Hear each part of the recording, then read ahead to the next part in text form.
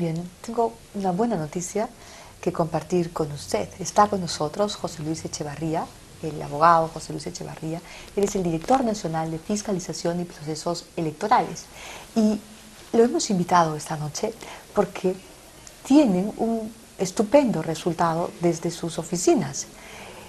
Un mapa político electoral, una publicación del Jurado Nacional de Elecciones que ha reunido la información más valiosa que el jurado tiene y que estaba ahí, pues más o menos desperdigada, y que le va a servir tantísimo a políticos, por supuesto, a las autoridades, al Estado, al Poder Legislativo, a los partidos, pero cómo no, a las empresas que necesitan desarrollar proyectos de responsabilidad social.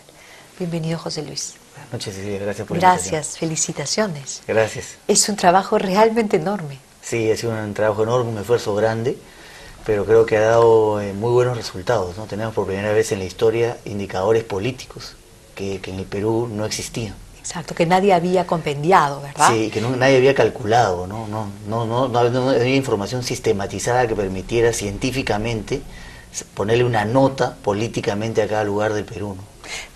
Explícanos cuál es la utilidad del mapa político electoral.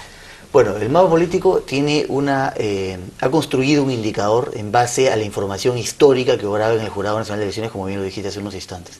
Entonces lo que hemos hecho es sistematizar millones de datos a lo largo de todo el territorio nacional y luego hemos hecho un cálculo matemático, estadístico a través de fórmulas para medir básicamente dos cosas: el comportamiento de la ciudadanía y el comportamiento de las organizaciones políticas en un proceso electoral, lo que permite construir el índice de participación electoral.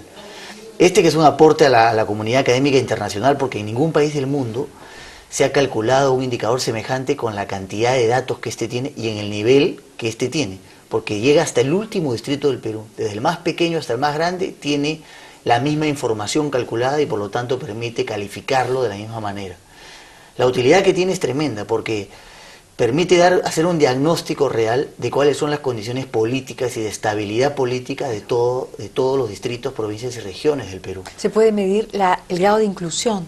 Claro, de inclusión. La investigación llega a una de sus conclusiones, es que nunca se ha hablado en el Perú de inclusión política. Exactamente. Se ha hablado de inclusión económica, social, ¿no? Los programas sociales del gobierno son la famosa frase de la inclusión.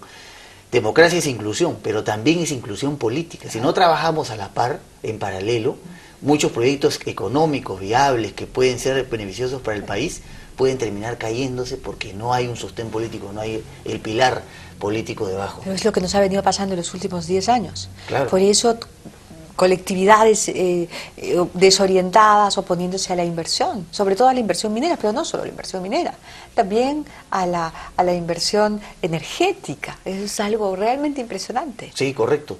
Y es que las empresas no han tenido a la mano una data a la que pudiesen tener acceso para poder ver qué aspectos de la estabilidad política de una zona hay que trabajarla, desde el Estado, por ejemplo, ¿no? Los programas sociales se calculan en base a información de otro tipo, pero no toma en cuenta esta información. Claro. Ahora esto está saliendo a la luz. Se puede estar perdiendo dinero o prestando a espacios como los que ya hemos visto, gente inescrupulosa que se anota en los programas sociales robándole la oportunidad a alguien que sí lo necesita. Claro, sin duda. Y el tema de la conflictividad, ¿no? La Defensoría del Pueblo también hace un monitoreo de las situaciones de conflictividad. Pero ¿cuáles son los indicadores políticos detrás de eso? ¿Cuáles son las zonas más estables políticamente? ¿Qué aspectos hay que trabajar? Sociedad civil, mujeres, jóvenes, partidos políticos. Pobreza extrema. Sí, son muchos factores. Empleo. Claro. Si todos esos factores que tú mencionas se juntan con estos, realmente podemos tener un diagnóstico de qué cosa es lo que hay que trabajar a largo plazo para que tenga un desarrollo sostenible como país, ¿no? Y no solamente momentos, digamos, de auge económico que después se caen porque hay inestabilidad política detrás, ¿no? Claro, exactamente. Ahora, las empresas también, digamos, necesitarían tener esta información, pero no solo las empresas que deben desarrollar programas y proyectos de responsabilidad social, pero digo, también deberían tener esta información los partidos políticos para poder replantearse y autorreinventarse, porque hay una desconexión realmente dramática entre la política y la economía, el crecimiento y la política. Sí, absolutamente, estoy totalmente de acuerdo contigo. Y este diagnóstico le permite a los partidos, dentro de un ambiente generalizado en el país, de discutir las reformas sobre los partidos políticos, el financiamiento público a los partidos, decir al partido, ok, deja de ser una maquinaria electoral que aparece cada 4 o 5 años y comienza a hacer trabajo político permanente, estable, en aquellos lugares donde estamos peor políticamente, para que esa gente, el día que tenga una demanda, no utilice la violencia para manifestarla, sino que utilice al partido político para conducir eso hacia la representación nacional. Y no encuentre en Sendero Luminoso su voz. Y no encuentre Sendero Luminoso, está pasando tanto. Que fue lo que llenó. Es decir, si cruzáramos esto, de repente no lo hemos hecho, pero si cruzáramos estos datos con las zonas donde hubo intervención del terrorismo, estoy seguro que habría de repente correspondencia. Entonces, esto de la mano con una reforma de los partidos políticos, con un fortalecimiento de la estructura de los partidos políticos es fundamental para el país, ¿no? Claro, tú tienes, por ejemplo, esto está hecho regionalmente, por regiones. Está hecho por región, provincia y distrito. Son 3 unidades de análisis distintas. O sea, la región no es que agrupe a sus provincias y distritos, sino que habla de la dinámica de la elección regional. Ahí, por ejemplo, tenemos datos muy interesantes. La región número 1 del Perú es Ica. ¿Más que Lima? Más que Lima. ¿Ah, sí? La peor región del Perú, políticamente hablando, es Huancavelica. Es la más pobre. La más pobre. Por ejemplo, en los distritos, 8 de los 10 mejores distritos del Perú sí están en Lima. 3 de los peores 10 distritos del Perú están en Cajamarca. En Cajamarca, ¿cómo no? En la zona de Chota, de Cutervo. Que es como hemos visto la reacción en relación a Conga recientemente. Sí, de influencia de Conga, ¿no? Y así hay muchísimos datos interesantes, ¿no? Por ejemplo, 861 distritos de los 1639 que tenemos saca 0,8 de nota en sus indicadores políticos. Es decir, no pasa de 0,8. La máxima nota en todo el Perú es 15,4 en Tumbes, un distrito contra el Almirante Villar en Tumbes. Entonces, qué interesante, sí, ¿no? Sí, que un distrito de Tumbes tenga la más alta calificación. Sí, es muy interesante. En Tacna también hay buenos indicadores de algunos distritos interesantes. Otro dato muy interesante es que toda la región de la selva, Cecilia, toda la región de la selva tiene indicadores muy bajos en ciudadanía y todas son zonas fronterizas. Si recordamos esos reportajes que salían, que la gente de la frontera con Brasil se sentía más brasilera que peruana, que quería en realidad que se arreglara el asunto para pasarse al otro lado. Para pasarse al otro lado. Los indicadores señalan que toda la zona de la selva del Perú es muy baja en el indicador de ciudadanía. Ahí hay que fortalecer, hay que trabajar programas sociales que metan el tema político, ¿no? Claro, claramente. Ahora, no solamente debería ser esta una labor de los partidos, el Estado, ¿no? El Estado y también sus instituciones fundamentales, el Poder Judicial. Sí. Tendría que tener también un dominio permanente de esta información. Sí, el legislativo, ¿no? Claro, todo lo que tengan que ver con el fortalecimiento de la democracia en general, ¿no? De la cultura cívica, de la cultura democrática. Y la estructura del Estado. Y la estructura del Estado, claro. Ahora, ¿con qué periodicidad se van a actualizar esta información? ¿Con qué frecuencia ustedes van a tener la posibilidad de actualizarla? Bueno, nosotros hemos hecho un estudio respecto a los últimos 3 procesos electorales, 2002, 2006, 2010, lo que ya permite una visión longitudinal en el tiempo.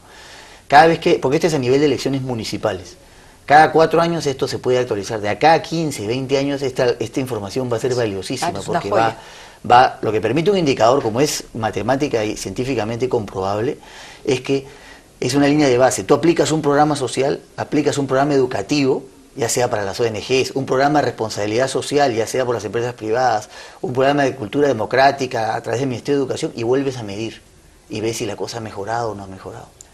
Entonces, ahí podemos hacer un seguimiento en el tiempo objetivo. Las reformas electorales legislativas, por ejemplo, que hablábamos hace un instante del Congreso, siempre se basa en cuestiones subjetivas. A mí me parece tal, a mí me parece lo otro. Pero acá hay ciencia. Aquí hay ciencia. Entonces, acá decir, la cuota de género se cumple, por ejemplo, en todo el Perú, ¿ha tenido impacto? ¿En qué zonas no ha tenido impacto? ¿Por qué? Entonces, ahí hay que aplicar otra serie de medidas, pero en base a datos reales. Esa es la diferencia. Digamos, se puede diseñar, se puede planificar el futuro del Perú con esta información. Claro, políticamente. Ahora sí, claro. Es que no se puede desconectar la política de la economía, la política del crecimiento. Estamos viendo los resultados. Estamos viendo los resultados cuando nos enfrentamos al bloqueo de grandes proyectos, ¿no? A la oposición para trasladarse de la parada a Santa Anita. Sí. Estamos viendo los resultados de la desconexión de la política con el crecimiento, el desarrollo y la economía. Totalmente, sí, totalmente de acuerdo. Y como te quería mostrar, en el tomo 1 es el que explica la metodología, ¿no? Es el que explica la metodología, tiene las fórmulas matemáticas y además muestra los resultados, no sé si Ahí aprecia, está muy bien. Muestra los resultados a nivel regional, provincial, con un ranking, ¿no? Con una nota, porque todo se ha hecho didácticamente, ¿no? Por colores: rojo donde esté mal, verde donde está bien, amarillo donde está regular, ¿no? Y es el tomo más importante. Al final están también las conclusiones, porque son 9 tomos, y a partir del tomo 2 en adelante uno puede ver la ficha por cada lugar del Perú, ¿no? Cualquier distrito, cada distrito sale su puntaje del 0 al 20 con una libreta de notas, sale su ubicación en el ranking respecto a sus pares, o sea, qué lugar ocupa y en dónde está, en qué indicadores está bien, en qué indicadores está mal, ¿no? Y así en general toda la información. Extraordinario, José Luis. Te felicito realmente por este trabajo. ¿Va a haber una versión virtual? Sí, ahí en nuestra página web, en www.infogov.com.p, está toda la data para que el que quiera bajársela, también, o sea, cualquier investigador puede bajarse la data, hacer un reporte en Excel y hacer sus propios cálculos, ver algunos otros temas, cruzarlo con otras variables.